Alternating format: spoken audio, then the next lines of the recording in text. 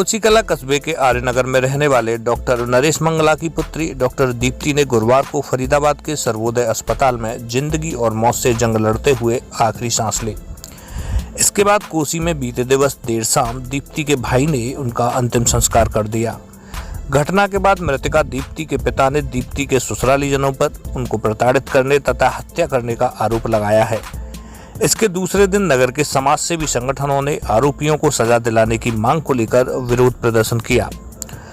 आपको पता ही होगा कि कुछ दिन पूर्व दीप्ति का शव अपनी ससुराल आगरा में अपने ही कमरे में पंखे से लटका हुआ मिला। सूचना मिलते ही डॉक्टर दीप्ति को उनके पति के द्वारा इलाज के लिए निजी अस्पताल में ले जाया गया। सूचना मिलने पर डॉक्टर दीप्ति के पिता डॉक्टर नरेश मंगला भी अपने परिवार के साथ अस्पताल पहुंच गए। ससुरालियों के इलाज से असंतुष्ट पिता डॉक्टर नरेश मंगला अपनी पुत्री को इलाज के लिए फरीदाबाद ले गए, जहां 3 दिन चले उपचार के बाद डॉक्टर दीप्ति जिंदगी की जंग हार गईं। इसे लेकर न केवल डॉक्टर दीप्ति के परिजनों बल्कि कस्बा वासियों में भी भारी आक्रोश है। लोग प्रशासन से डॉक्टर दीप्ति के केस की गंभीरता से जांच कर खुदकुशी करने के लिए प्रेरित करने वाले दोषियों के खिलाफ कठोर कानूनी कार्यवाही की मांग कर रहे हैं।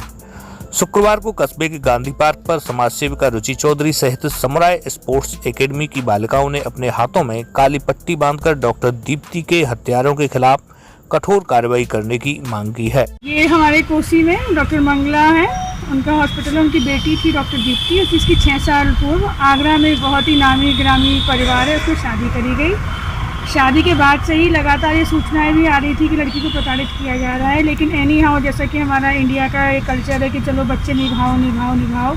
1-2 बार मैं भी दीप्ति से मिल चुकी हूँ और हमने भी कोशिश करी कि इसको समझाने की कि नहीं तुम अपने घर में निभाओ, पर वो लड़की बेचारी इतनी मजबूर कर दिया ससुराल वालों ने कि उसको फांसी का फंदा ही चुनना पड़ा अपने लिए। और ये बहुत ही दुखद घटना है, हम इस चीज़ का विरोध करते हैं। हमारी सरकार से यही अपील है कि डॉक्टर मंगला का जो आरोप है कि उनकी पुत्री के साथ दहेज लोभियों ने जो भी किया है, उनको कड़ी से कड़ी कार्रवाई करी जाए, उनको सज़ा मिलनी चाहिए। और ऐसा जैसा डॉक्टर दीप्ति इतनी पढ़ी लिखी, मैं पर्सनली उसको जानती हूँ, बहुत ही ब्रिलियंट लड़की थी वो।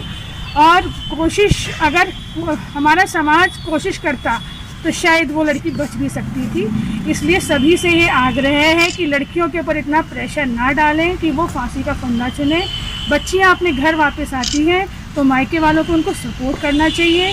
और हमारे सरकार से यही अपील है कि ऐसे दहेज लोभियों के खिलाफ कड़ी से कड़ी कार्रवाई होनी चाहिए। उसके हस्बैंड को, उसके ससुर को, उसके जेठ जेठानी सबको सरकार खुद इंटरफेयर करे और उसको जेल से कड़े से कड़े कारावास उसको मिलना चाहिए। हम ये चाहते हैं, इससे हमारी डॉक्टर दीप्ति को आत्मा को कहीं ना कहीं शांति मिलेगी। और बस यही है कि कोई भी लड़की दोबारा ऐसा कोई कदम ना उठाए। आत्मनिर्भर बनी हुई महिला डॉक्टर आखिर कैसे खुदकुशी कर सकती है, ये कहते हुए बालिकाओं ने कहा कि डॉक्टर दीप्ति को दहेज लोभियों ने मरने के लिए मजबूर किया है। दूसरों को जिंदगी देने वाली महिला डॉक्टर दीप्ति ने क्यों खुदकुशी की, ये जांच का विषय है। हमारी बड़ी बहन दीप्ति दी के साथ हुआ है, बड़ी दुर्घटना हुई है कि मतलब कि उनके दहेज के चक्कर में परेशान किया गया है। जिस तरीके से उनको मतलब कि उन्होंने खुद उनको सुसाइड करने के लिए मजबूर कर दिया, उन्होंने सुसाइड किया है। इस तरीके से हम लोग नहीं चाहेंगे कि कोई भी लड़की ऐसा करे। तो उनको लड़कियों को इतना आत्मनिर्भर बनना चाहिए। तो अपने लिए क्या मांग करती हो उनके लिए, मतलब ये शासन प्रशासन से क्या मांग करती हो शासन प्रशासन से? ऐसे लोगों के खिलाफ क्या कार्रवाई होनी चाहिए? ऐसे लोगों के साथ में तो बहुत बड़ी कार्रवाई होनी चाहिए। उन लोगों को मतलब कि पहली बात तो लड़कियों को आगे इतना बढ़ाना चाहिए जिससे कि लड़कियां अपने आत्मनिर्भर को आगे बढ़ सके।